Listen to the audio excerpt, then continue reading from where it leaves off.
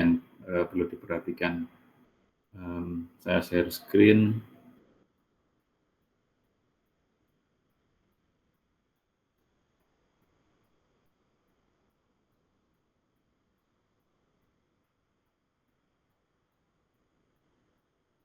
Oke, sudah munculkah slide saya? Sudah, Pak. Oke, baik. Kita lanjutkan, ada 2 poin yang akan saya sampaikan di sini. Yang pertama adalah terkait dengan skop dari penelitian penginderaan jauh gitu ya, ataupun nanti juga bisa di-expand ke GIS. Kemudian yang kedua adalah terkait dengan hal yang mungkin agak teknis, saya lompat ke teknis terkait dengan penyusunan proposal, karena ini satu hal yang nanti akan kita targetkan untuk Anda di akhir kuliah ini ya. Oke, jadi ada terkait dengan penelitian penginderaan jauh, kemudian posisi tesis S2 itu di bagian mana dari dari riset gitu ya. Kemudian bagaimana alur penyusunan tesis, jenis penelitian, dan sampai ke mungkin nanti contoh format gitu ya yang kita pakai. Baik, saya mulai dari sini. Ini saya ambilkan dari 1, 2, 3 slide ke depan, saya ambilkan dari bukunya Jensen, Introductory Digital Image Processing di chapter 1, itu bagus sekali kalau Anda mau baca ya, di library ada, terkait dengan bagaimana penginderaan jauh itu kita gunakan untuk menderivasi informasi ataupun mendapatkan informasi. Jadi bagaimana dari pixel itu bisa kita turunkan informasi. Dan ada beberapa approach dan juga metode yang sering digunakan di dunia penginderaan jauh. Nah, sebelum ke sana, ini ada satu bagian terkait dengan bagaimana penginderaan jauh itu berinteraksi dengan berbagai bidang keilmuan yang serumpun maupun keilmuan lain yang menjadi background ataupun dasar dari penerapan penginderaan jauh itu. Jadi kalau kita lihat di sini di circle yang dalam ya, di circle yang dalam, di inner circle itu okay. Jadi remote sensing sendiri di sini bersaudara dengan yang namanya GIS dan kartografi seperti itu. Nah, ini tergantung dari perspektif sebetulnya. Jadi memang sangat erat kaitannya ketika Anda menggunakan data penginderaan jauh misalnya, maka seringkali tidak akan terlepas dari yang namanya data GIS gitu ya. Nah, seperti ini. Kemudian juga in the end ketika Anda menghasilkan produk gitu ya, produk dari riset Anda itu kan almost always itu berupa peta gitu ya. Hampir selalu berupa peta, dan peta nanti urusannya dengan kartografi. Ya, jadi memang ketiga hal ini sangat erat sekali. Tapi kalau kemudian kita balik perspektif kita misalnya dari GIS itu ya, karena sekarang Anda ada minat GIS ya misalnya. Kalau Anda point of view-nya sebagai GIS, maka fungsi remote sensing di situ adalah sebagai data input biasanya. Kemudian nanti output-nya juga sama, dia akan menggunakan kartografi juga di situ. Sehingga GIS di sini fungsinya sebagai wadah untuk memproses data yang besar gitu ya. Ada yang data penginderaan jauh, data geospasial, data statistik, macam-macam Anda gabung di situ. Gitu ya. Nah, either way it's okay. Jadi kalaupun nanti perspektif Anda adalah penginderaan jauh, maka bagaimana mengoptimalkan citra penginderaan jauh untuk bisa mendapatkan informasi yang diinginkan dan bisa memecahkan masalah yang Anda target ya, kira-kira seperti itu. Nah, di belakang itu yang mengaitkan antara ketiga bidang ini adalah matematika dan logika gitu ya. Jadi memang banyak sekali hal-hal algoritma istilahnya itu kayak semacam proses atau apapun yang itu di breakdown dan diwujudkan dalam formula matematis dan juga sifatnya logis gitu ya. Termasuk bagaimana penginderaan jauh itu diperoleh misalnya, itu kan sesuatu yang sangat logis dan banyak melibatkan perhitungan matematis gitu ya. Nah, di belakang ketiga hal ini ada ilmu-ilmu dasar yang mendukung gitu. Jadi ada di bagian sini ada physical sciences misalnya. Physical sciences itu ya ilmu-ilmu fisik gitu ya.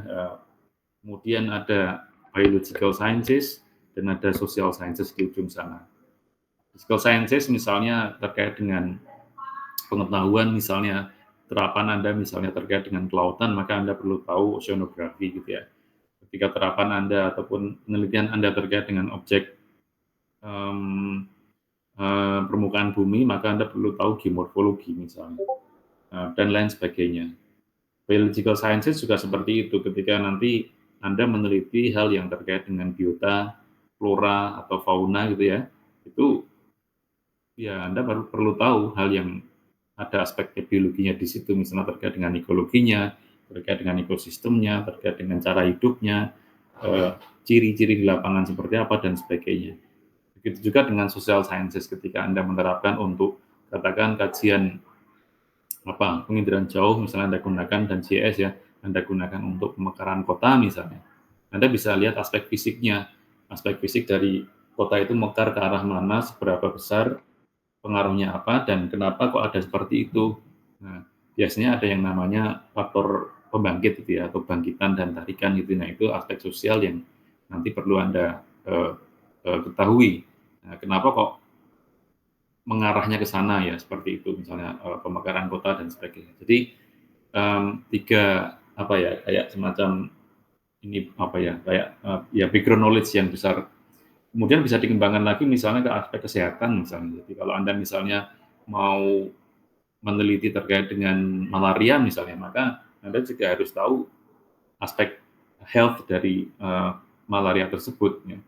Nah, ini satu hal yang memang tidak bisa dipisahkan. Jadi nanti sangat tergantung dari apa yang Anda teliti.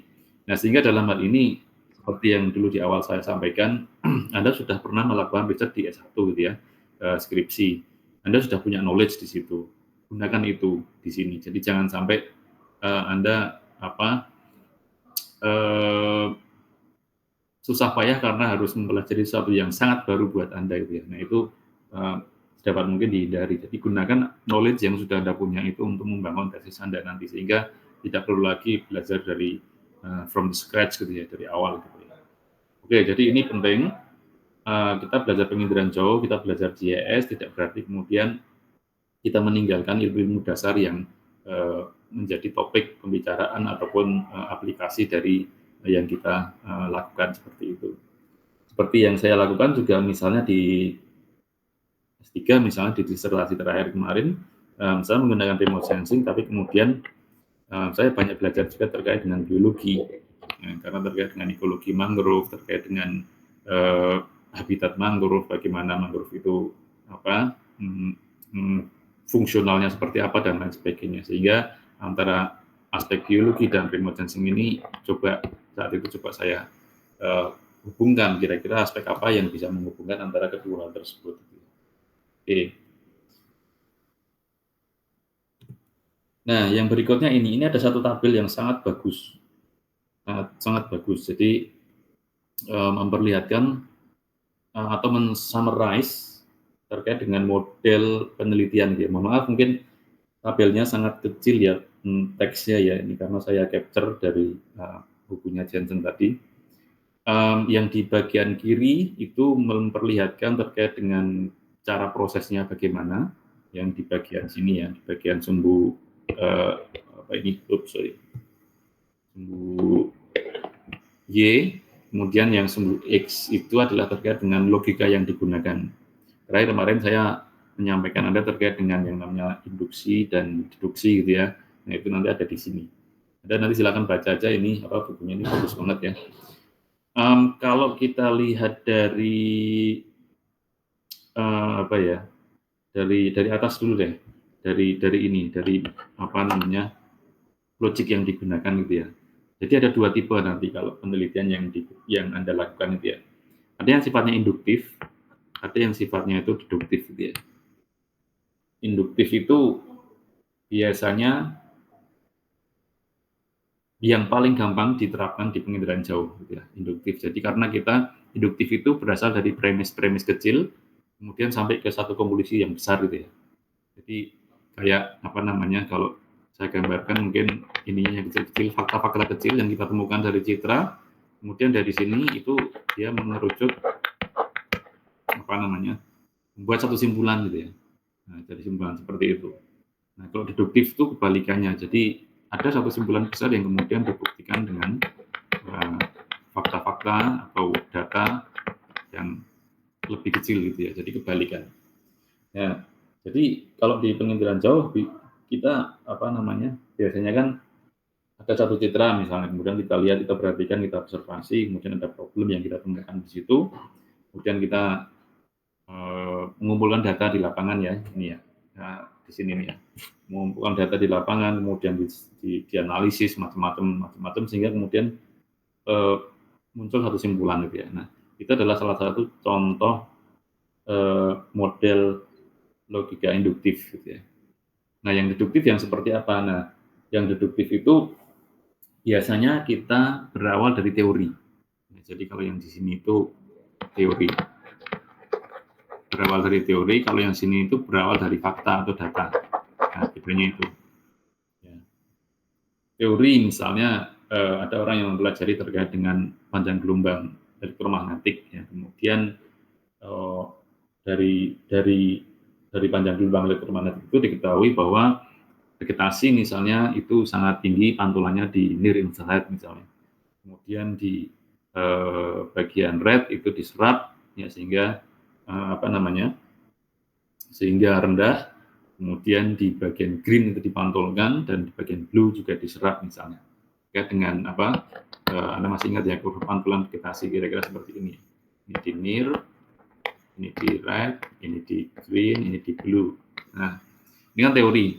Dari penelitian kemudian disusun teori seperti itu. Nah, dari situ kemudian Anda bisa katakan membuat satu formulasi. Oh, kalau demikian berarti kalau saya membuat satu indeks tertentu, maka nanti bisa menghasilkan informasi tertentu dari vegetasi misalnya atau dari permukaan bumi misalnya. Nah, ini yang disebut dengan kemudian deduktif karena Anda berawal dari satu teori tersebut, kemudian Anda cobakan ke citra gitu ya. Coba di sini gimana, coba di sana gimana, di sana dan sebagainya. Jadi pembuktian dari satu teori ataupun satu simpulan yang Anda sebutkan di awal gitu ya. Oke, itu induktif dan deduktif seperti itu gambarannya. Nah, yang bagian kiri itu adalah terkait dengan proses yang Anda lakukan. Ada yang modelnya itu deterministik. Deterministik itu sifatnya itu apa ya? Kayak semacam sesuatu yang input maupun hasilnya itu sudah ditentukan gitu ya, ataupun hampir pasti lah kira-kira seperti itu. Sementara kalau yang stokastik itu ini yang di sebelah kiri ini ya. Jadi kalau yang deterministik itu memprediksi satu output yang dia tuh satu aja single tetapi precise. Ya, precise itu ya hampir pasti gitu ya. Keterangannya nanti. Nah, sementara stokastik itu mempertimbangkan aspek uncertainty dan randomness yang terjadi gitu ya. Yang terjadi. Nah, contohnya gimana? Ya, contoh. Jadi yang deterministik ini lebih simpel karena semuanya dianggap pasti gitu ya. Semuanya dianggap pasti. Nah, ada 3 macam empirical, kemudian knowledge driven dan juga process driven. Contoh yang empirical ini seperti yang mungkin kalau yang sering saya lakukan gitu ya. Nah, itu adalah misalnya kita empirical kan empiris ya, sesuatu yang di lapangan dia. Jadi menghubungkan pixel ya, menghubungkan nilai pixel dengan nilai satu entitas atau objek di permukaan bumi misalnya. Contoh antara nilai pixel dengan temperatur misalnya atau suhu permukaan gitu misalnya. Nah, itu kita tidak mempertanyakan lagi pixelnya itu ya, nilai pixelnya itu kok nilainya seperti itu ya. Katakan di sini oke, ini misalnya ada nilai pixel katakan nilai pixelnya 25 misalnya. Kemudian di sini ada di tempat yang sama itu temperatur katakan 30 derajat gitu ya, Celcius gitu ya. Ini kita hubungkan, ya, di banyak titik gitu ya. Nah, dalam hal ini karena deterministik maka kita terima apa adanya, 25 ya 25, 30 derajat ya 30 derajat. Tanpa kita memikirkan possible error misalnya yang terjadi di situ.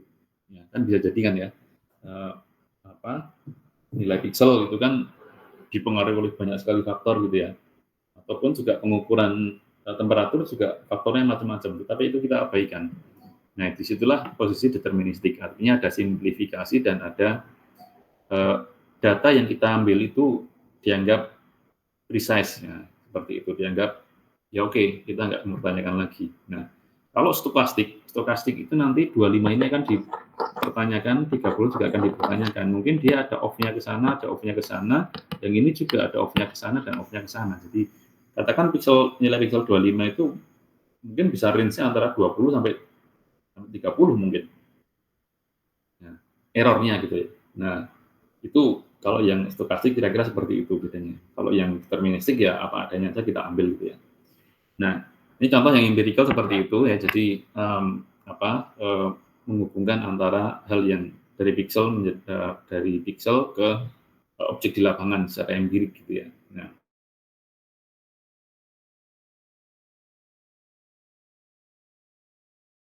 ya. Jadi, terkait dengan independent variabel dan sebagainya, mana yang akan menjadi dependent, mana yang independent dan sebagainya seperti itu knowledge ya kita tahu dari teori gitu ya. Kalau yang proses driven itu memang nanti diserahkan ke apa ya, diserahkan ke data gitu ya, diserahkan ke data dan di situ banyak menggunakan biasanya statistik atau mungkin matematik. Ya. Jadi kita belum tahu simpulannya, harus dicoba dulu, nanti kira-kira seperti apa gitu ya. Nah, di bagian yang sini, ini adalah contoh, di bagian yang sini ini contoh, irisan antara proses atau model logik dan model proses yang dilakukan. Ini bagus banget. Anda bisa lihat di situ misalnya, ini contoh-contohnya. Jadi, yang tadi misalnya ini, empirical induktif misalnya, itu ketemunya itu, kemudian empirical yang deduktif itu apa misalnya ini ya. Jadi menerapkan NDVI termasuk di situ itu adalah empirical deduktif karena NDVI itu dibuat NDVI itu kan teori ya, teori implementasi dari satu teori tadi, teori apa namanya gelombang apa namanya kurva montolan spektral vegetasi gitu ya. Kemudian di sini misalnya yang knowledge driven, yang induktif gimana, contohnya algoritma yang digunakan apa, ada fuzzy misalnya, ada Bayesian algorithm misalnya, yang di sini yang deduktif misalnya, kemudian yang proses driven dan lain sebagainya. Termasuk yang stokastik, stokastik itu tadi ya, jadi randomness-nya itu tetap dihitung ya. Jadi di sini ada neural network misalnya, kemudian ada Monte Carlo simulation misalnya, ada misalnya terkait dengan geostatistics ya, jadi menentukan sampel di tempat yang nggak ada sampelnya misalnya, itu adalah ini salah satu model stokastik gitu ya. Jadi banyak hal yang dipertimbangkan gitu ya, tidak hanya apa simplifikasi seperti yang deterministik gitu ya. Nah ini ada plus minusnya ya. Jadi kalau yang deterministik itu plusnya simpel ya karena dia nggak apa namanya peduli terhadap simpangan ataupun varian atau apa dari data ya ataupun dari randomness atau uncertainty yang terjadi, tetapi mungkin hasil akhirnya itu mungkin sifatnya simplified gitu ya. Simplified itu ya cuma satu hasil dan itu apa namanya tidak memberikan opsi yang lain gitu ya. Simplifikasi. Kemudian kalau yang stokastik itu plusnya dia mempertimbangkan tadi error ataupun randomness ataupun uncertainty yang terjadi di data tersebut dipertimbangkan semua, tetapi minusnya memang nanti hasilnya itu banyak ya, nggak multi results gitu ya, jadi nggak cuma satu. Nah, tergantung nanti Anda mau justify mau pakai yang mana gitu ya, jadi hasilnya bisa macam-macam. Ya. Oke. Ini nanti silahkan dibaca di bukunya Jensen tadi ya, di chapter 1 ini saya kira sangat bagus untuk Anda pahami sebelum nanti Anda memutuskan mau yang mana gitu ya. Nah, ada satu lagi di sini dari bukunya Jensen yang ini terkait dengan proses penginderaan jauh gitu ya, ataupun sebetulnya di JS juga sama ini ya, kurang lebih seperti ini. Ya, ini juga bisa di JS. Proses yang dilakukan pada penelitian penginderaan jauh atau JS ya. Pertama jelas ini statement of problems ya, nanti kita sampai ke sana di akhir nanti.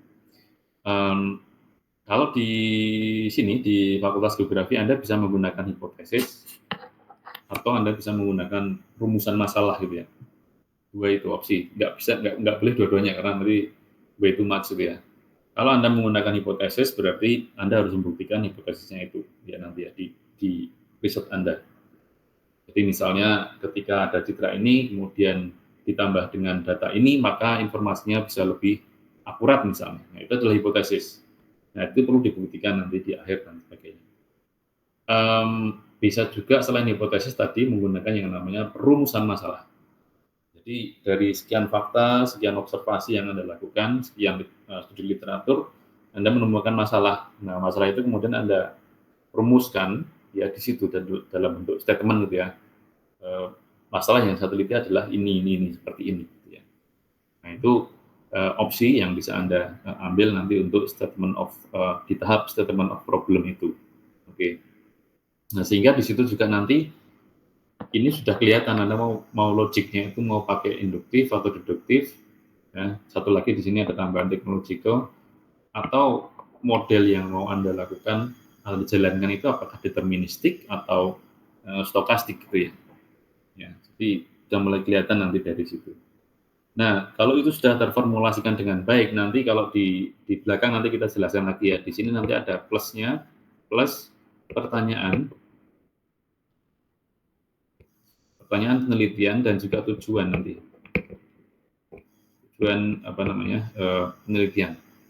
Jadi dari formulasi problem yang Anda sampaikan itu nanti di breakdown menjadi beberapa pertanyaan dan pertanyaan itu nanti akan me, apa mendrive ataupun mendirect ataupun mengarahkan tujuan. Ya, jadi kalau pertanyaannya A, ya nanti tujuannya menjawab A itu. Pertanyaannya B, berarti tujuannya menjawab B dan seterusnya gitu ya. Oke. Nah, baru kemudian Anda masuk ke data collection. Nah, di sini juga apa ya? Challenging juga karena Anda harus menentukan data apa yang akan Anda kumpulkan gitu ya. Apakah harus ke lapangan misalnya, in situ measurement misalnya. Walaupun itu in situ measurement, apa yang diukur, bagaimana cara mengukurnya, alatnya apa, sampelnya seberapa, gitu, distribusi sampelnya di mana, macam-macam, ya, kapan dan sebagainya. Nah, itu pertimbangan-pertimbangan yang harus dilihat gitu ya. Kemudian juga data penginderaan jauh misalnya, data penginderaan jauh apa yang mau Anda gunakan, itu juga satu hal tersendiri. Kenapa Anda milih ini misalnya? Kenapa Anda milih Sentinel misalnya? Kenapa Anda milih Landsat misalnya? Atau dibalik, kalau Anda mau meneliti satu objek, ya, katakan apa misalnya, kentang misalnya, Anda mau meneliti terkait dengan teknologi kentang misalnya, maka citra apa yang itu paling optimal melihat itu, picking up target Anda itu. Karena kalau Anda mau lihat fenologi kentang, oh ya fenologi itu sebetulnya bukan fenologi tapi kayak pertumbuhan ya. Pertumbuhan kentang, maka Anda perlu citra yang dia bisa membedakan mana kentang, mana bukan kentang, satu. Terus yang kedua, Anda butuh citra yang memiliki resolusi temporal yang cukup representatif karena Anda akan melihat pergerakan pertumbuhan dari kentang itu. Jadi hal-hal seperti itu yang nanti perlu Anda waspadai dalam tanda petik untuk pemilihan citra gitu ya. Jangan sampai citra yang dipilih itu tidak bisa melihat objek itu atau sebaliknya terlalu detail sehingga malah justru too much effort gitu ya. Kemudian data apa yang membantu ya, ada data lain ya, data spasial lain yang mungkin bisa membantu riset Anda. Di situ ada DEM misalnya ataupun soil maps atau macam-macam di situ ya contohnya. Nah, kemudian yang paling penting adalah nanti di sini. Jadi how to get information from pixels kan gitu ya. atau from spatial data gitu ya. Jadi data to information conversion di sini istilahnya. Apakah Anda akan menggunakan cara-cara manual ya, visual misalnya, atau Anda menggunakan digital, dan bagaimana caranya atau metode apa yang mau Anda pakai, nah itu di sini ditentukannya. Dan ini sangat penting karena nanti ini akan menjawab tadi, akan menjawab pertanyaan yang ada di sini tadi. Ya. Jadi apa yang akan Anda lakukan untuk menjawab pertanyaan satu misalnya, itu Anda formulasikan di sini. Pertanyaan dua bagaimana? Pertanyaan tiga bagaimana? Nah itu di situ. Ya. Mana metode yang tepat? Mana algoritma yang tepat? Mana misalnya kalau Anda menggunakan indeks gitu ya, indeks apapun itu ya, mana yang tepat gitu ya. Kenapa kok digunakan itu? Nah, sehingga di setiap di setiap tahap itu kita minta Anda untuk justify gitu ya. Jadi kata kuncinya adalah justify. Ini buat justifikasinya. Kenapa kok itu yang dipilih? Kenapa kok arahnya seperti ini? Kenapa kok rumusnya ini? Kenapa kok indeksnya ini? Kenapa kok citranya ini? Kenapa kok petanya ini? Ya, jadi silakan bertanya-tanya sendiri. Jadi kenapa? Karena itu nanti pasti akan ditanyakan. Kalau nggak terjustify dengan baik. Gitu ya. Jadi seperti yang kemarin kita sampaikan ya. Jadi Anda itu pertama memang awalnya adalah ya, skepticism itu perlu. Kenapa kok ini? Kenapa nggak yang itu? Nah kayak gitu. Dengan demikian, ketika kita bertanya kenapa, itu nanti Anda akan menggali, oh ini kok ini ya, apa arti pentingnya, kenapa kok nggak yang lain dan lain sebagainya, seperti itu. Oke. Nah terakhir terkait dengan aspek kartografis mungkin ya, ataupun visualisasi lah istilahnya.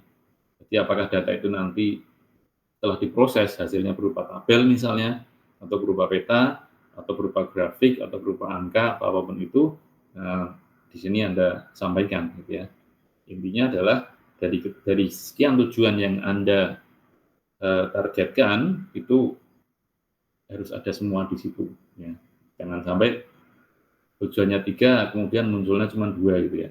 Nah itu berarti yang satu kemana? Atau sebaliknya tujuannya 3, hasilnya 4 gitu ya. Nah itu dari mana gitu ya, nanti ditanyain kayak gitu.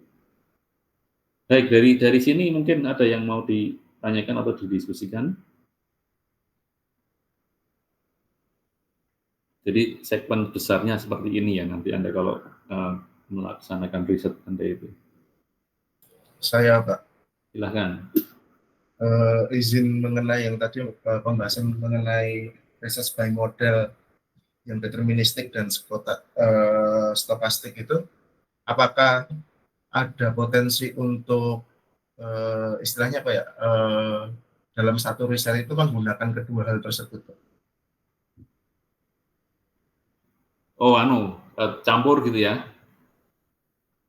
Iya betul. Ya. Kalau ya bisa jadi seperti itu ya. Jadi tidak menutup kemungkinan untuk bisa blending antara deterministik dengan stokastik. Intinya itu kan ini ya itu tadi ke apa namanya ke keyakinan terhadap data yang ada di sini tadi. Jadi bisa juga misalnya gini. Jadi contoh ini, nah ini contoh nih ada ini. Ini ada fuzzy nih, fuzzy. Ya, fuzziness itu kan fuzzy itu kan sesuatu yang tidak apa ya eksak gitu ya. Fuzzy itu kalau misalnya kayak batas misalnya kalau batas parcel tanah misalnya itu kan harus deterministik gitu ya, harus apa namanya sharp gitu ya, crisp gitu ya. Tapi kalau fuzzy itu kan batas yang jadi ini ada batas misalnya. Kalau yang seperti ini itu kan crisp istilahnya. Crisp itu tajam, border gitu ya, benar-benar batas gitu. Tapi kalau yang fuzzy itu kan batas dengan toleransi gitu ya, fuzzy. Jadi misalnya batasnya adalah di sini nih, tapi ada toleransi ke kanan dan ke kiri segitulah itu fuzzy. Nah, hal seperti ini bisa Anda gunakan ataupun incorporate gitu ya di deterministik gitu ya. Jadi misalnya Anda ini kan termasuk salah satu stokastik juga dalam hal batas misalnya. Karena mempertimbangkan error ataupun uncertainty dari pengukuran. Gitu ya. Nah, ini potensial untuk menjadi gabungan antara stokastik dan deterministik. Contohnya apa ya? Kalau misalnya Anda mau overlay peta gitu ya. Nah itu kalau yang selama ini mungkin yang paling populer itu kan dengan deterministik ya, kris border gitu ya. Ini sawah, ini apa, ini yang lain gitu ya. Tapi kalau misalnya coba Anda overlay sesuatu yang sifatnya continuous datanya, misalnya, kayak temperatur, kemudian elevasi, kemudian apa ya, eh, apa ya, yang lain ya, yang continuous gitu ya. Nah itu saya kira menarik. Kayak gini, kayak selama ini yang kita lakukan itu kan simplifikasi masih. Katakan gini, Anda pernah lihat peta tanah ya, peta jenis tanah misalnya. Itu kan garis-garis gitu ya. Jadi gimana misalnya? Ini peta, ini tanah A, ini tanah B gitu ya. Ini tanah C misalnya, C. Kira-kira kalau di lapangan benar-benar seperti itu enggak? Kan enggak ya. Itu kan simplifikasi kita untuk mendeterministikkan sesuatu yang kompleks gitu ya. Sebetulnya kan kalau ada C dan A itu kan di sini ada batas peralihan ya. Kemudian antara A dan B juga ada batas peralihan. Nah, seperti ini yang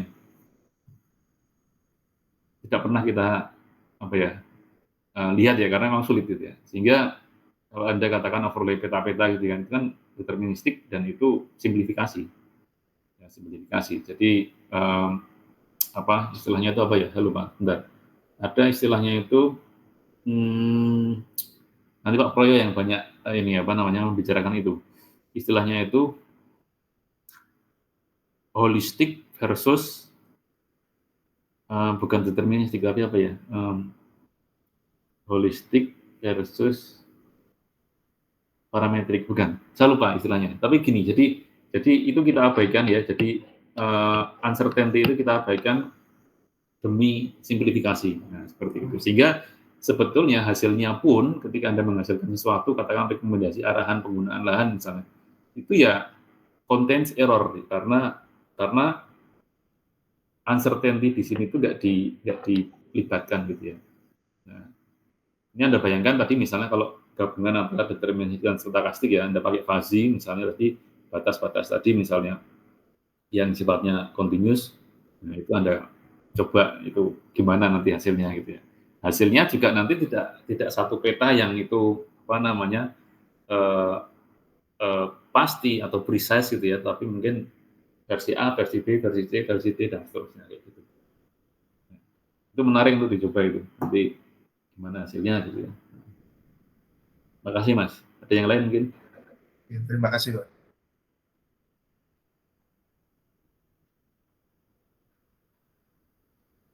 Oke, kalau tidak saya lanjut ya. Oke, nah sekarang saya mulai ke agak teknis ya, terkait dengan nanti Anda mau bikin proposal tesis gitu ya.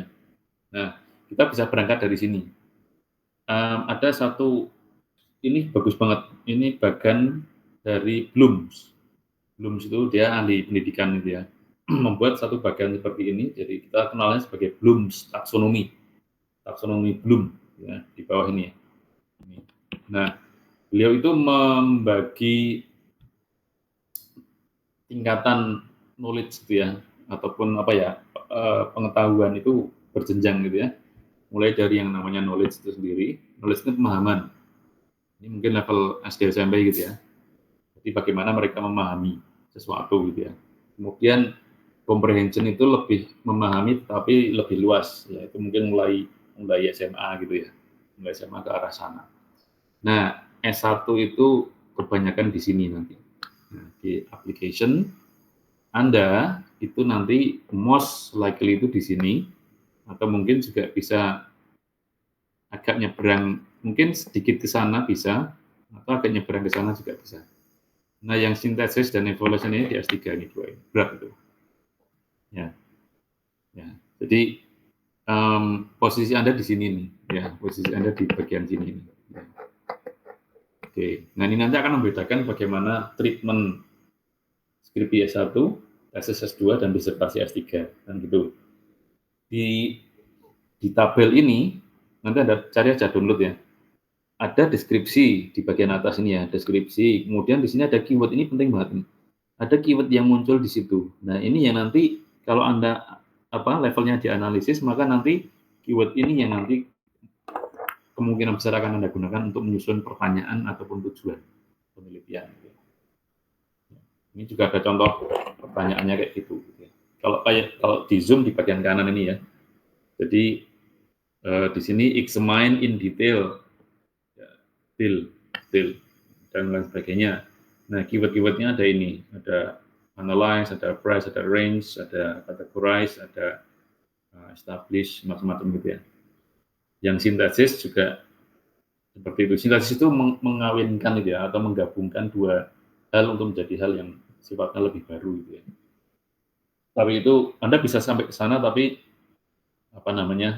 mayoritas nanti S3 yang ke arah situ ya, sintesis itu ya, sampai ke evaluation gitu ya. Dan Anda bisa tahu batasnya di mana gitu ya, jadi analisis gitu ya. Ibaratnya kalau S1, karena dia application gitu ya. Application tuh gambarannya begini, misalnya ada satu paper nih, paper terkait dengan penggunaan data pengediran jauh ataupun GIS untuk terapan X misalnya. Nah, kemudian kalau untuk S1 itu langsung ditiru aja nggak apa-apa, langsung ditiru, diterapkan gitu, ya, dicoba gitu ya. Nanti hasilnya kayak gini dan sebagainya. Oke, that's it. Gitu ya. S1 kan pemetaan gitu ya. Nah, S2 Anda mulai analisis.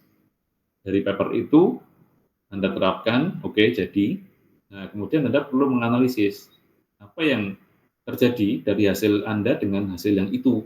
Gitu ya. Perbedaannya di mana? Oh, kalau yang itu dilakukannya di savana misalnya. Kalau yang punya saya lakukan di daerah tropis misalnya. Terus dari sisi citranya misalnya yang Anda gunakan apa? Yang dia gunakan apa? Dan lain sebagainya. Jadi sudah mulai ada examining in detail tadi. Ya. Anda juga bisa membandingkan di situ, di analisis itu Anda bisa membandingkan antar metode misalnya, yang kemarin kita lihat ya, antar metode gimana, kemudian antar citra bagaimana, antar lokasi bagaimana, gitu ya, antar waktu bagaimana itu bisa Anda mulai bandingkan ke arah sana.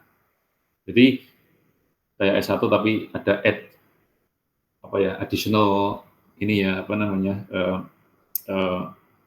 pembahasannya ya kira-kira seperti itu. Ya S3 jauh lagi nanti sampai ke how, what if dan sebagainya gitu ya. Oke. Nah kalau kemudian kita lihat di KKNI, Anda itu kan nanti posisinya di mana? Anda itu di S1 itu 6, Anda itu di sini, di 8. Ya, 8. Yang 7 itu profesi, ya, profesional gitu ya, mungkin setahun setengah gitu. Tapi kalau Anda di S2 itu, di KKNI 8. Nah, KKN 8 itu Anda ahli nanti ya, makanya Anda nanti ahli bidang pengediran jauh atau ahli bidang SIK gitu ya. Mampu mengembangkan pengetahuan teknologi dan lain sebagainya melalui riset. Nah, ini kata kuncinya dari riset. Jadi riset penting. Kemudian pendekatannya inter atau multidisipliner ya, karena sudah mulai agak lebar gitu ya. Kemudian juga perlu pengakuan nasional dan internasional, itu nanti publikasi berarti. Ya, makanya kami encourage untuk publikasi karena ada hal seperti ini ya. Oke.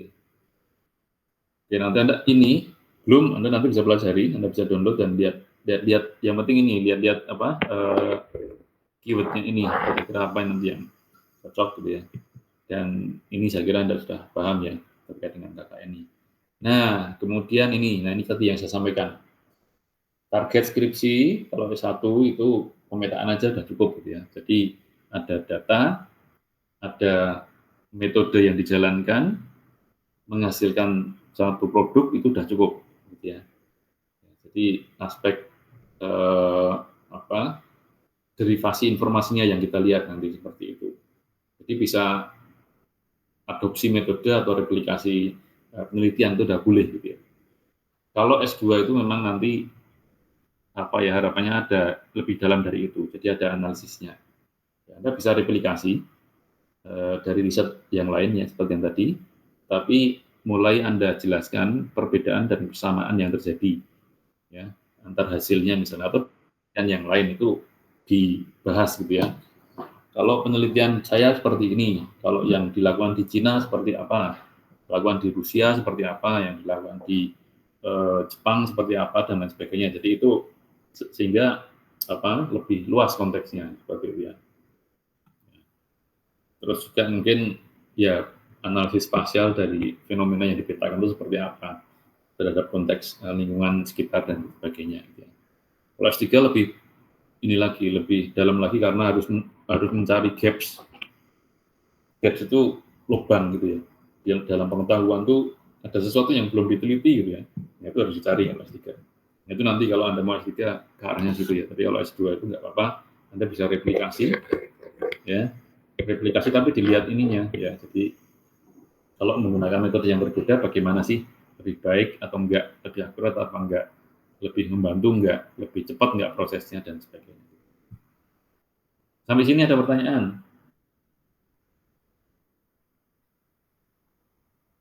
Skopnya itu ya, bedakan dengan yang S1 kemarin Anda kerjakan.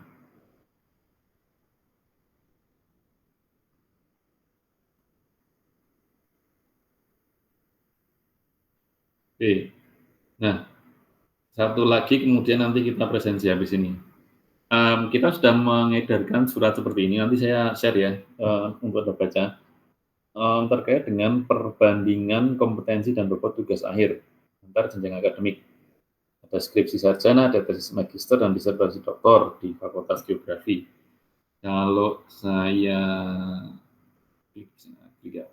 oke, mudah-mudahan Anda bisa lihat nggak PDF ini?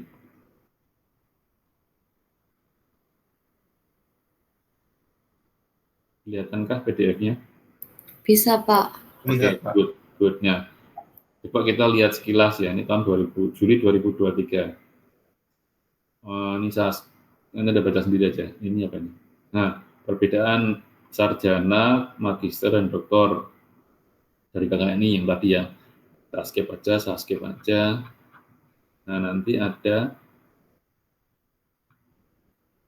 nah ini yang penting ini. Jadi rangkuman kata kunci perbedaan kompetensi antar jenjang akademik gitu ya.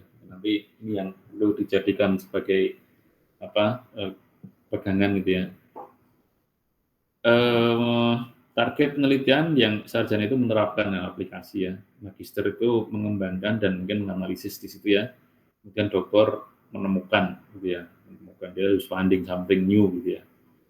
Kemudian dokter saintifiknya ini konsep aja, di sini teori dan aplikasi, jadi ada bukti, evidence gitu ya, yang harus sampaikan. Kemudian sifat keilmuannya kalau yang magister itu mono, inter atau multi, jadi pilih mana yang itu relevan nanti ke penelitian Anda. Dan memang di situ nanti penelitian ilmiah itu yang menjadi dasar tesis Anda gitu ya. Konten penelitiannya itu sifatnya argumentatif, saintifik ya. Jadi Anda mulai berargumen di situ. Kalau yang satu kan deskriptif ya, cuma kayak describing aja. Kalau yang ini mulai argumentasi, sehingga ada analisisnya di situ. Hubungan satu dengan yang lain seperti apa tadi yang saya sampaikan ya, bandingan dengan sini dengan sana seperti apa dan lain sebagainya. Ya. Kemudian Anda mulai nanti dituntut untuk pembelajaran mandiri gitu ya. Jadi mungkin porsi pembimbingannya juga beda dengan S1 ya. Kalau S1 mungkin lebih masih sering sama dosen itu di uyak gitu ya, dikejar-kejar, di tutor gitu ya. Tapi kalau S2 Anda dianggap sudah mandiri, sudah punya pengalaman dan sudah bisa bekerja mandiri gitu ya. Kemudian outputnya pengakuan nasional dan internasional seperti yang tadi ya, jadi publikasi ini sebenarnya. Konteks pertanyaannya adalah what, why, and how. Ya. What, why, and how. Kalau yang ketiga ada what if juga di sana. Ya, lebih jauh lagi gitu ya. Nah, kemudian yang ini rumusan perbedaan tugas akhir ya, ini yang saya kira kita fokus ke master aja ya. Oke, tadi sudah. Nah ini lingkupnya pengembangan dan inovasi penelitian. untuk membuktikan atau membandingkan metode dan teori yang ada. Jadi tugas Anda seperti itu. Ya, tugas Anda seperti itu. Beda dengan S1, kalau S1 hanya menerapkan dengan benar sudah cukup. Ya. Dapat hasilnya oke. Ya. S3 lebih ini lagi harus mengembangkan teori, konsep, metode, dan lain sebagainya. Oke. Kemudian permasalahan bisa diambil dari pengalaman empirik. Jadi kalau Anda observasi kemudian terjadi di lapangan apa gitu ya, itu empirik seperti itu. Atau teoritik dari literatur itu bisa Anda angkat juga dan sifatnya mendalam gitu ya. Sudah mulai deep gitu ya. Yang mau ini apa gitu ya, masalah yang mau diangkat gitu ya. Target penelitian ini dari dokumen sebelumnya apa namanya KKN ini kalau nggak salah. Kalau nggak dari Eskariktor kalau nggak salah. Mampu menguasai dan menerapkan berbagai aspek keterampilan metode penelitian yang berlaku di disiplin ilmunya gitu ya. Jadi kalau Anda di penginderaan jauh ya penginderaan jauh, yang di SIG ya SIG gitu ya. Kemudian, nah ini yang penting, mampu memposisikan penelitiannya dalam konteks bidang yang ditekuni. Jadi tadi di sana gimana, di sini gimana gitu ya. Jadi Anda masukkan hasil Anda itu dalam konteks keilmuan gitu ya. Kontribusi Anda kayak apa gitu ya. Nah, beda dengan yang lain kayak apa, seperti itu. Sifat yang tadi analitik oke. Nah, ini bobot ilmiahnya sedang tinggi. Ya, jadi mulai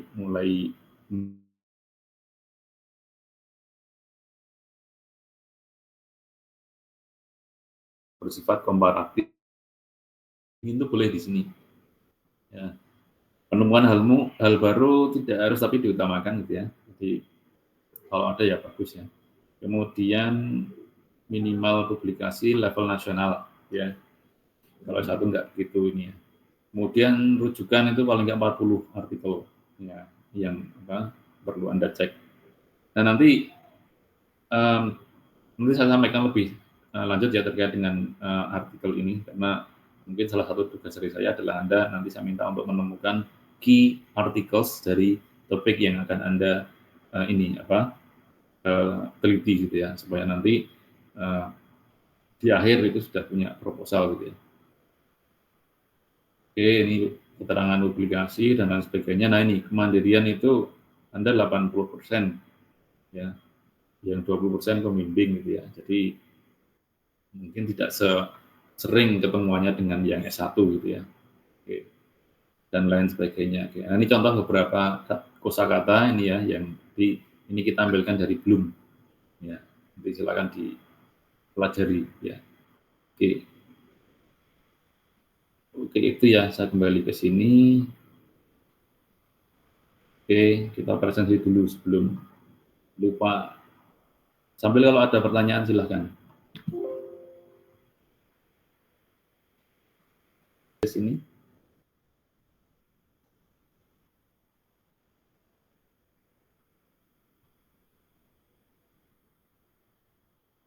Oke, saya lanjut ya. Nah, kita masuk ke hal yang sifatnya teknis lagi nih. Jadi jenis-jenis penelitian penginderaan jauh. Kemarin kita bicarakan terkait dengan murni dan terapan gitu ya. Nah, salah satunya yang paling gampang ya seperti itu. Jadi biasanya dibagi menjadi dua kategori ini kalau di penelitian di MPJ ya terutama ya. Ada yang sifatnya itu murni atau teoretik dan juga terapan. Murni atau terapan itu sebetulnya bisa kita lihat dari judul gitu ya. Sehingga ini nanti Anda perlu menyesuaikan. Apakah nanti arah Anda itu mau ke murni atau ke terapan, nanti sampaikan itu dalam judul. Ya. Judul itu penting sekali karena di situ nanti kita akan audiens ya ataupun reader itu akan kayak semacam ekspektasi yang kira-kira itu isinya apa sih ini proposal gitu ya ataupun tesis ini gitu ya. Nah, judul beda, tujuannya bisa berbeda, isi berbeda, dan metode juga bisa berbeda gitu ya. Contoh ini, dua ini misalnya. Yang A, yang ini katakan A ya, kemudian B. Ini C, ini D. Oke. Kira-kira yang sifatnya itu murni yang mana itu, ABCD itu? Menurut Anda?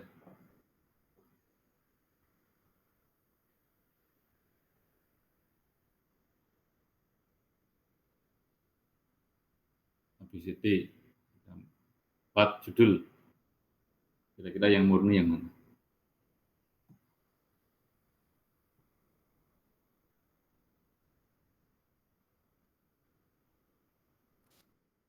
Yang D, Pak.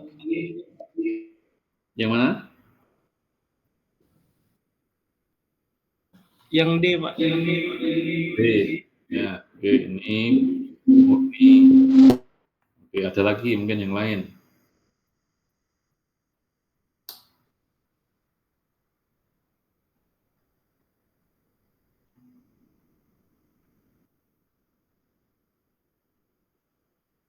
Yang murni yang mana kira-kira?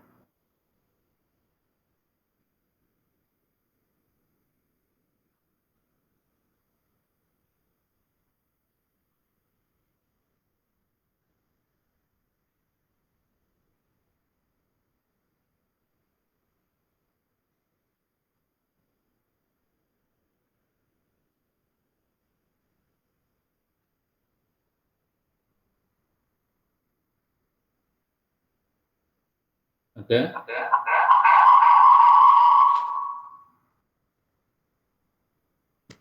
Yang A juga kayaknya murni, Pak. Yang A, oke. Oke. Dan D dan A ya, A dan D ya, oke. Ada lagi nggak?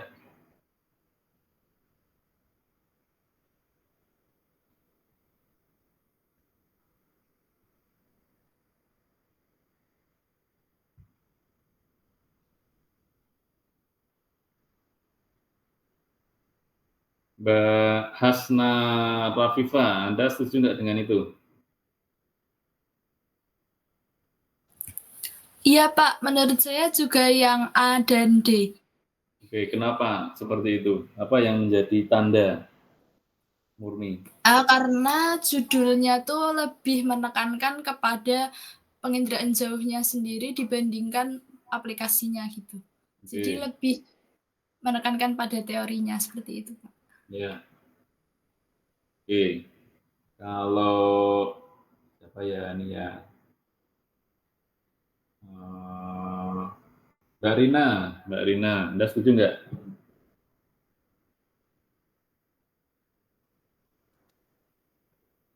Oh iya Bapak, halo.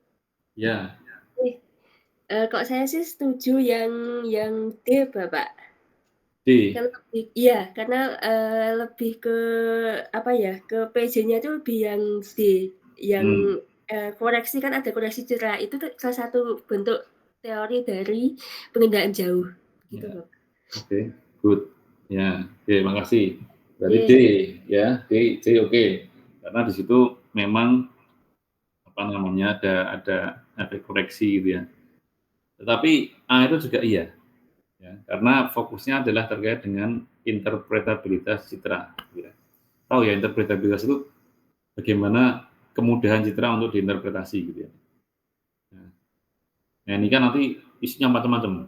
Ya, isinya macam-macam cara untuk enhancement misalnya, cara untuk apakah mau di apa namanya dari satu pixel itu misalnya di kecilkan pixelnya ya di apa namanya di resampling misalnya atau seperti apa. Jadi banyak treatment yang sifatnya itu mengolah citra tersebut untuk memperlihatkan kemudahan diinterpretasi gitu ya. Jadi itu termasuk murni setelah ya.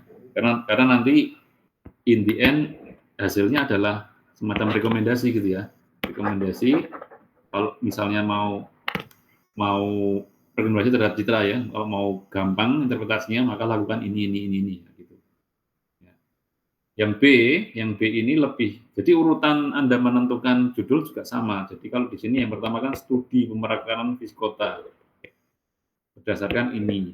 Nah, kalau seperti ini memang nanti seakan-akan citra ini Anda gunakan sebagai alat gitu kan ya, tools untuk ke sana gitu ya. Jadi bukan sebagai domain risetnya, tetapi sebagai media ataupun alat bantu untuk melakukan itu.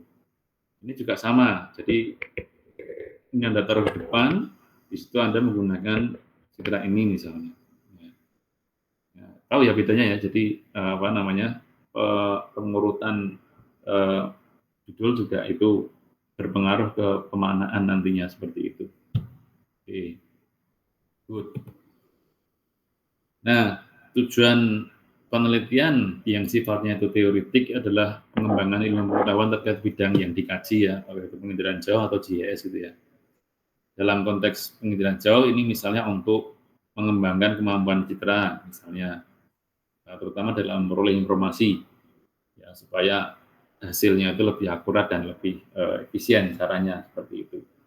Nah, sementara untuk yang terapan itu ya bagaimana menerapkan data atau metode itu ya, data ini macam-macam ya, data citra, data spasial yang lain ya, untuk pemetaan, monitoring, analisis, forecast bahkan objek tertentu gitu ya.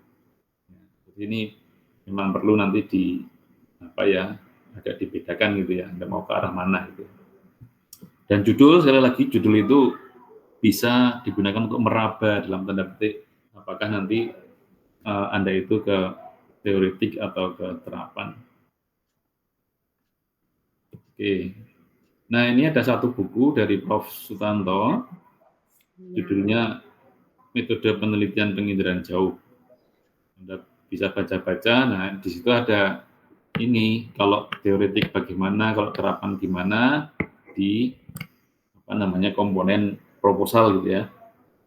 Jadi kalau aspek terapan ya nanti terapannya agak banyak disampaikan, kenapa kok terapan di situ, pertanyaannya juga banyak terkait dengan terapan dan lain sebagainya gitu ya.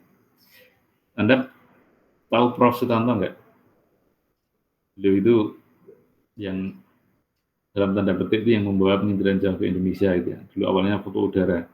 Di UGM itu dulu namanya beliau kepala seksi foto udara dulu ya. Dulu di Fakultas Sastra, kemudian jadi geografi ini. Jadi yang pertama-tama mengembangkan penginderaan jauh itu beliau ini. Oke. Nah, ini nanti Anda silakan bisa baca-baca. Jadi intinya ada perbedaan itu. Ya. Ini nanti saya tidak sampaikan sekarang, tapi next week aja ya, terkait dengan metode penelitian. Ada satu hal yang lebih penting adalah, nah ini. Kalau Anda nanti melakukan penelitian, satu hal yang sangat penting itu adalah terkait dengan yang kita sebut benang merah penelitian gitu ya. Jadi urutan dari awal sampai akhir gitu ya. Jadi mulai dari literatur, masalah dan seterusnya. Nah, yang penting itu di sini nanti, starting point-nya di sini. Pertanyaan penelitian itu penting banget. Karena itu kayak semacam rohnya dari satu riset gitu ya. Research question. Yang ditanyakan itu apa? Yang mau diketahui itu apa gitu ya. Nah, kemudian di sini misalnya ada 3 nih, ada question 1, question 2, question 3 gitu ya. Nah, kalau saya menyarankan nanti ini ada konektivitas yang eksplisit gitu ya, antara question 1 dengan tujuan 1, pertanyaan 1 dengan tujuan 1. Ya. Pertanyaan 1 apa? A tadi misalnya, maka tujuannya juga A gitu ya. 2 kedua, 3 ketiga dan seterusnya. Nah, juga nanti itu masuk ke metode. Jadi pertanyaan 1, tujuan 1 itu nanti dipecahkan dengan metode gimana gitu. Caranya bagaimana. Yang kedua juga bagaimana, yang ketiga juga bagaimana. Jadi masing-masing itu nanti punya metodenya masing-masing gitu ya. Hasilnya juga sama, hasilnya nanti akan 1, 2, dan 3 sampai kesimpulannya juga akan 1, 2, dan 3. Nah, simpulan ini nanti akan kita lihat ke sana. Ya. Jawab enggak gitu kan ya. Pertanyaan yang Anda ajukan gitu ya. Oh, ternyata pertanyaan seperti ini jawabannya beda misalnya. Nah, itu berarti ada problem. Ini yang disebut dengan benang merah gitu ya. Yang paling gampang seperti ini. Jadi Anda buat hubungan yang eksplisit antar komponen ini, antar pertanyaan, tujuan, metode, hasil, dan simpulan. Ya. Dan ini nanti akan memudahkan Anda ketika Anda akan publikasi gitu ya. Ini karena di sini ada pertanyaan, ada tujuan, ada metode, ada hasil, dan ada simpulan, maka ini bisa jadi paper ya. Paper 1 misalnya. Terus yang kedua dan ketiga Anda gabung, ini misalnya jadi paper 2 misalnya. Misalnya seperti itu, bisa aja. Jadi lebih mudah untuk ini membreakdown ke paper gitu ya. Oke. Nah, ini contoh-contoh aja, tapi nanti Anda bisa explore ya. Ini terkait dengan problem statement, banyak sekali yang bisa dielaborasi ya, dan Anda temukan banyak. Nah, intinya ini yang ingin saya highlight adalah buat benang merah itu se-eksplisit mungkin gitu ya. Karena nanti kami akan sangat mudah menemukan, dosen tuh nanti mudah banget menemukan ini. Ketika ada satu komponen yang itu missing gitu ya, itu nanti pasti jadi pertanyaan. Ya. Jadi usahakan jangan sampai ada dosen yang usahakan dosen itu sulit menemukan celah gitu ya. Nah, itu tugas Anda nanti. Ya. Nanti di metode next week ya, kita bicarakan secara lebih jelas lagi gitu ya. Oke, saya lanjutkan. Ini tadi ya, sama seperti tadi. Ini perlu nggak ya? Oke, mungkin tips aja di sini ya. Nanti Anda baca sendiri. Jadi ketika nanti Anda ataupun sekarang ya, posisi Anda itu kan sekarang eksplorasi literatur ya, untuk membuat proposal gitu ya. Di sini ada istilah ini Mas, Mbak ya. Mana? Ini tips aja. Ya. Snack writing. Ya, snack writing itu apa? Anda pernah makan snack? Sorry, ini pas puasa tapi saya sampaikan itu ya. Anda mungkin sering makan chippy gitu ya, chips gitu ya. Snack kan ya. Anda kalau makan chips itu gimana? Kan dikit-dikit ya. Dikit-dikit gitu ya. Nggak mungkin satu chip itu Anda tuang semua gitu ya, nggak mungkin ya. Nah, nulis juga gitu. Ya, nulis itu dikit-dikit. Ya, dikit-dikit tapi continue gitu ya. Continue terus gitu ya. Ketika Anda baca misalnya, Anda baca paper ya, jurnal atau apa, ada hal yang penting di situ catat. Ya, catat entah di komputer, entah di notebook atau apa, terserah ya. Catat, kemudian detailnya apa dan sebagainya gitu ya. Nemu lagi, catat lagi. Nemu lagi, catat lagi ya. Itu penting. Jadi kalau saya dulu pas riset itu pasti punya satu buku ini ya, buku tulis saja. Kalau saya buku tulis yang itu memang saya dedikasikan untuk tesis misalnya ataupun disertasi saat itu. Apapun saya tulis di situ. Ya. Siapa di sini ya yang pernah membaca sesuatu penting, kemudian lama gitu, Anda membutuhkan itu tapi nggak bisa menemukan. Ya. Pernah nggak? Ya. Kalau saya yakin pernah ya. Ini dulu di mana dapatnya ya? Kayaknya kayak gini, pernah kayak gini. Tapi di mana dapatnya? Nah, itu frustrating gitu ya. Itu bikin annoyed gitu ya. Karena dulu pernah baca tapi nggak tahu di mana itu ya. Nah, itu padahal Anda butuhkan untuk pick up statement Anda misalnya. Nah, makanya mencatat itu penting sekali di situ. Dan snack writing ini akan membantu Anda. Pokoknya tulis dulu. Ya, Anda bikin proposal tuh tulis dulu. Apapun yang ada di otak Anda tulis dulu gitu ya. Perkara nanti itu dipakai atau enggak itu nanti. Editing itu nanti. Tapi tulis dulu. Ide yang sekarang muncul itu tulis dulu gitu ya. Dan mungkin dari Anda ada yang berpikiran oke, saya akan meluangkan 1 jam 2 jam untuk nulis itu. And you will end up with nothing. Yakin saya. Nggak mungkin ya gitu. Jadi kemampuan kita itu terbatas ya. Anda ingin dedikasikan nanti jam sekian saya akan nulis. Ya, ngebut gitu ya, nulis dalam 2 jam gitu ya. Itu paling 1 atau 2 paragraf, that's it gitu. Nggak mungkin lebih dari itu. Sulit. Nah, itu adalah memang ya nature-nya seperti itu. Sehingga snack writing ini sekarang ingat apa tulis. Nanti ingat apa tulis. Nanti sore ingat apa lagi atau mau ini tulis. Tulis saja semua sampai itu mungkin berhalaman-halaman. Seleksinya nanti. Oh, ini saya pakai, oh ini nggak saya pakai. Oh, ini saya perlu justifikasi. Oh, ini saya perlu backup dari jurnal. Oh, ini saya perlu data ini. Baru seperti itu gitu ya.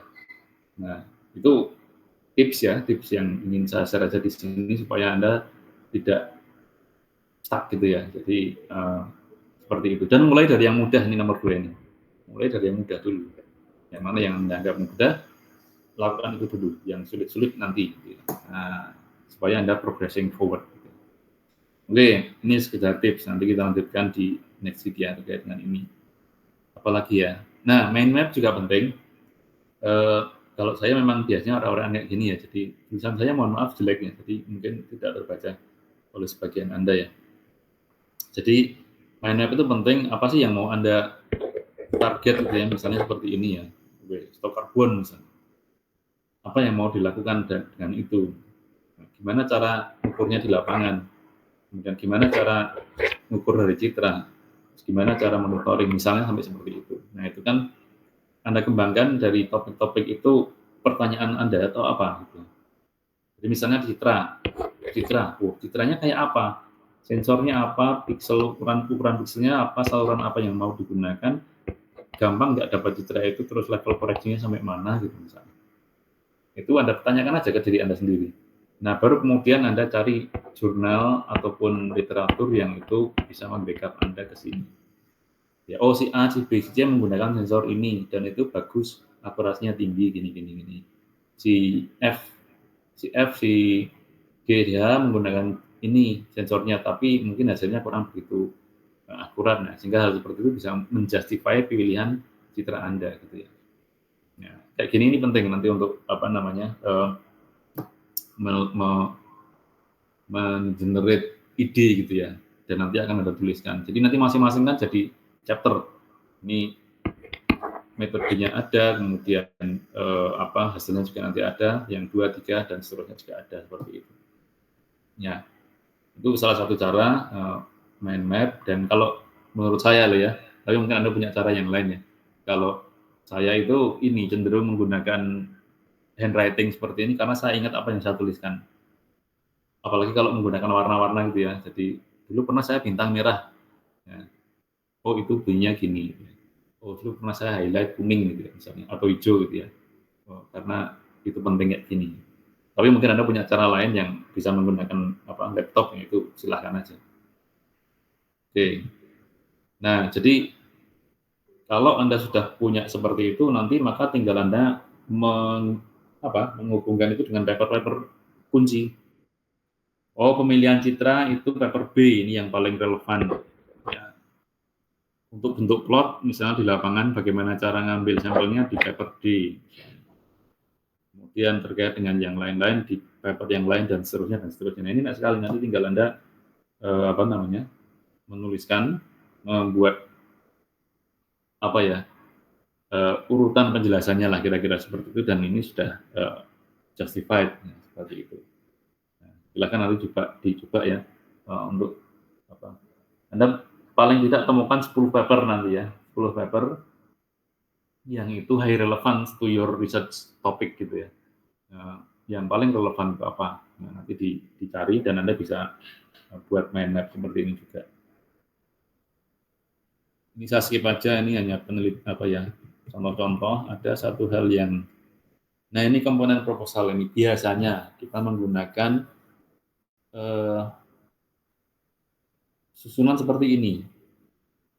Ya, susunan seperti ini. Jadi ada judul jelas ya tadi. Judul itu pasti ada, dan Anda di sini nanti bisa menentukan tadi mana yang itu murni, mana yang itu terapangan ya. Terekspresikan di situ. Ya. Abstrak kalau di rencana penelitian mungkin tidak wajib ya, karena Anda belum punya hasil ya. Tapi kalau mau ya nggak apa-apa, tapi nggak apa-apa. Nah, yang penting adalah mulai dari yang nomor 3 ini. Nomor 3, ada pendahuluan, jadi latar belakang dan perumusan masalah. Kemudian research question ada di sana, tujuannya di situ, hasil yang diharapkan, expected results-nya itu apa, kemudian manfaat. Ya.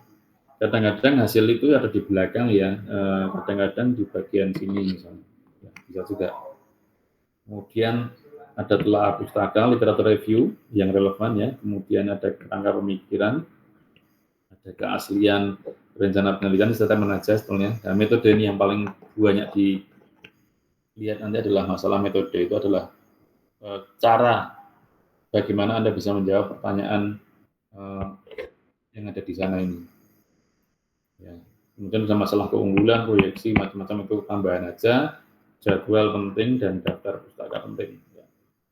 Jadi kurang lebih ini ini kadang-kadang ada, kadang-kadang enggak. Gitu.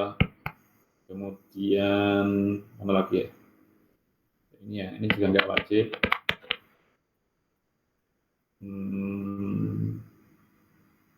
Ya, paling itu sih. Ya. Oke. Ada pertanyaan sampai sini?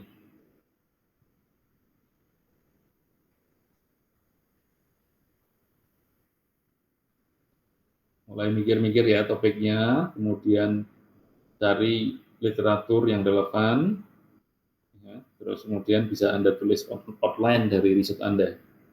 Ya, outline nanti kira-kira seperti apa. Saya akan berikan tugas ini ke Anda, tapi mungkin besok aja. Intinya nanti kalau di UTS saya tidak membuat soal, tapi itu yang akan saya nilai. Ya. Jadi dua hal, satu adalah terkait dengan Anda cari 10 literatur review yang paling relevan ke riset Anda dan bikin outline proposal. Belum proposal full tapi outline-nya aja. Jadi kira-kira nanti yang mau disasar itu apa, kemudian caranya bagaimana, kira-kira hasilnya apa gitu ya. Itu nanti Anda kumpulkan saat UTS. Nah, nanti saya bikinkan ininya apa namanya tugas resminya gitu ya. Ya, next week mungkin. Oke. Sampai sini ada pertanyaan? Jam 10:30. Oke. Sedikit lagi. Judul itu harapannya ringkas, mudah dimengerti dan menggambarkan isi. Ya. Kalau zaman dulu ada batasan wordingnya 13 kalau nggak salah. Maksimal 13 kata, sulit banget. Kalau sekarang kayaknya lebih loose ya.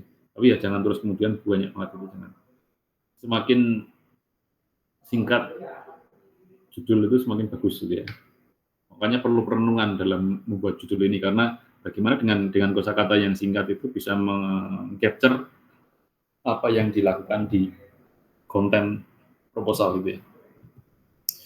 Latar belakang nanti isinya terkait dengan konteks penelitian dan ini sifatnya adalah menggiring membaca. Jadi membaca itu mau Anda arahkan kemana gitu ya, di situ. Jadi ini fokus ke topik Anda, apa sih problema yang dihadapi di situ dan kira-kira relevansi atau urgensi dari penelitian ini dilakukan itu apa? Jadi di sini ada urgensi atau relevansi ya. Ya. Intinya kenapa kok penting penelitian ini? Ya. Kenapa kok penting? Anda sampaikan di situ. Rumusan masalah adalah ekstrak dari latar belakang itu. Ya. Dan ini point of view-nya Anda. Ini bermasalah. Ya. Karena seperti ini tidak Anda sampaikan dalam bentuk statement gitu ya di situ. Kemudian dari perumusan masalah itu di breakdown biasanya menjadi pertanyaan penelitian. Ya, jadi identifikasi pertanyaannya. Sebetulnya bukan knowledge gap ya, ini terlalu berat untuk Anda ya. Tapi intinya apa sih yang mau ditarget ataupun yang mau dijawab dari sini gitu ya. Ditanyakan di situ. Pertanyaan, tujuan, sasaran. Nah tadi Gayut itu nyambung gitu ya. Benang merah. Ya, benang merah. Pertanyaan, tujuan, sasaran dan hasil yang diharapkan itu harus sama gitu ya. Oke. Setelah pustaka, ini bukan sekedar Anda ambil sana, ambil sini gitu ya, tetapi itu Anda dialogkan gitu ya. Anda dialogkan dan jika Anda telah secara critical review gitu ya.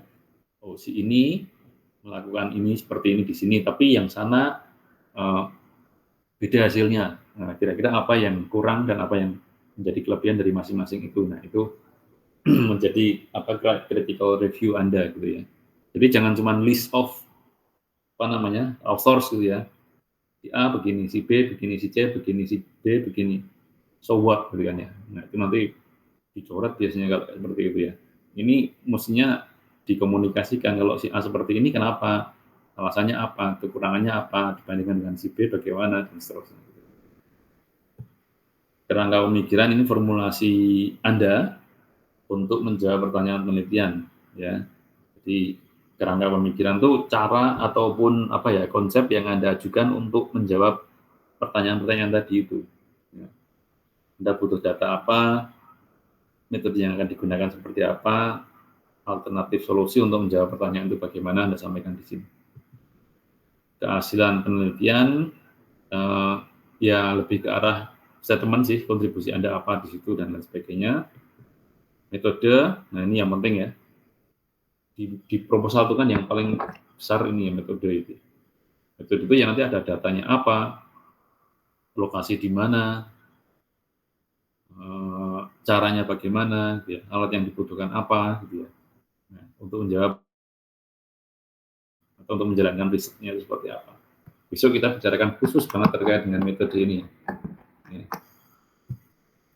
Ada lagi nggak? Daftar pustaka, ya, sesuai dengan pedoman. Intinya nanti seteliti mungkin Anda tulis ya, kita bisa menggunakan Harvard atau APA. Ya, dua sistem itu. Kalau Harvard itu yang tahunnya nggak dikurung, kalau APA itu tahunnya dikurung. Jadi Anda boleh pakai salah satu konsisten, jangan pakai dua-duanya gitu ya.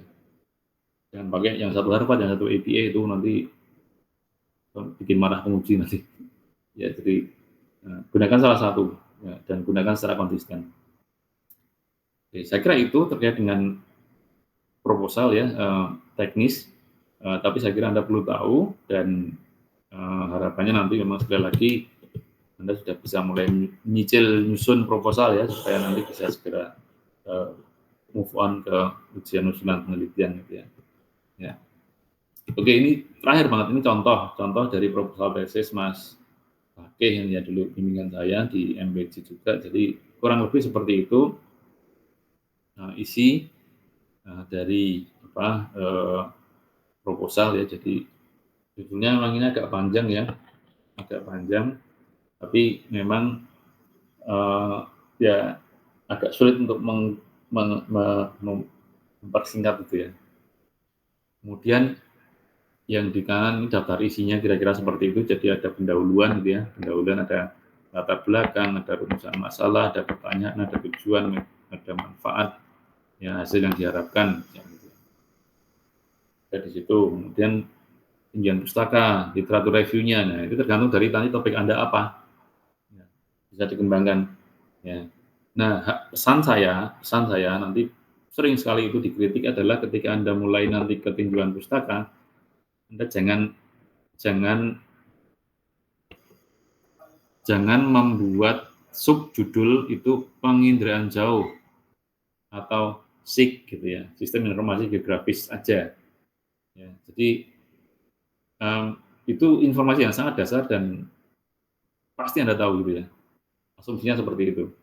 Ya, kalau Anda mau buat subjudul, subbab gitu ya, langsung aja penginderaan jauh untuk bidang Anda itu apa. Ya, contoh di sini penginderaan jauh untuk studi mangrove gitu ya misalnya.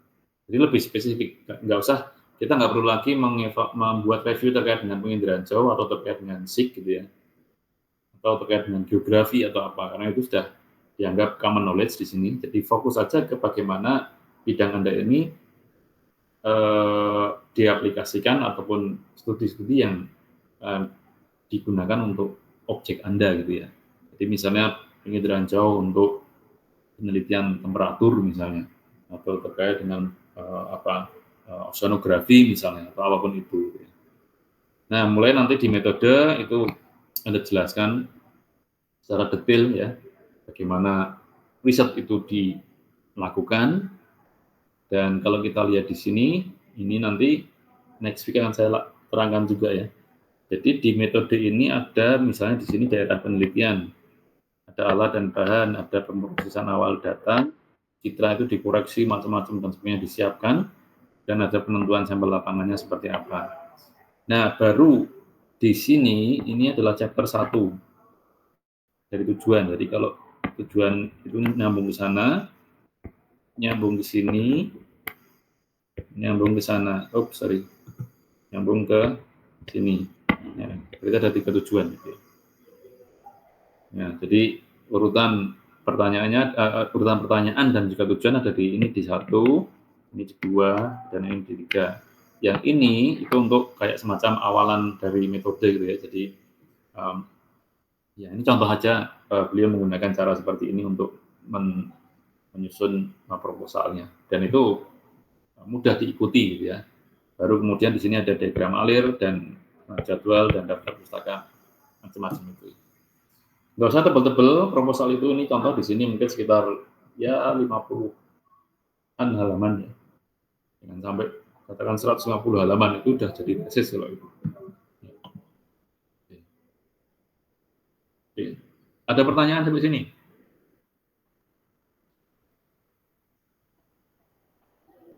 Sudah siap ya nulis proposal ya. Oke.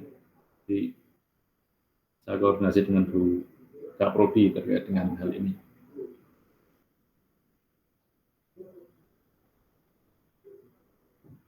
Ada yang semester 1, ada yang semester 2 ya, itu good timing untuk nanti ujian usulan penelitian gitu ya. Ya, terutama yang saya ingatkan di sini yang teman-teman fast track ya, jadi akhir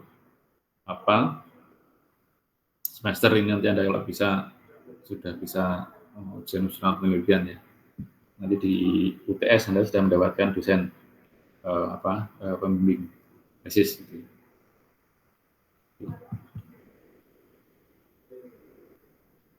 Oke, ada pertanyaan? Aman? Oke. Kalau tidak ada, saya cukupkan sampai di sini. Kita ketemu lagi next week. Mudah-mudahan bisa offline ya. Untuk kita bahas terkait dengan metode penelitian di sini di proposal Anda ini. Oke, saya kira itu kurang lebihnya, mohon maaf. Nanti presensi saya bypass saja, saya inputkan secara manual. Selamat siang. Assalamualaikum warahmatullahi wabarakatuh. Waalaikumsalam. Terima kasih Pak. Salam.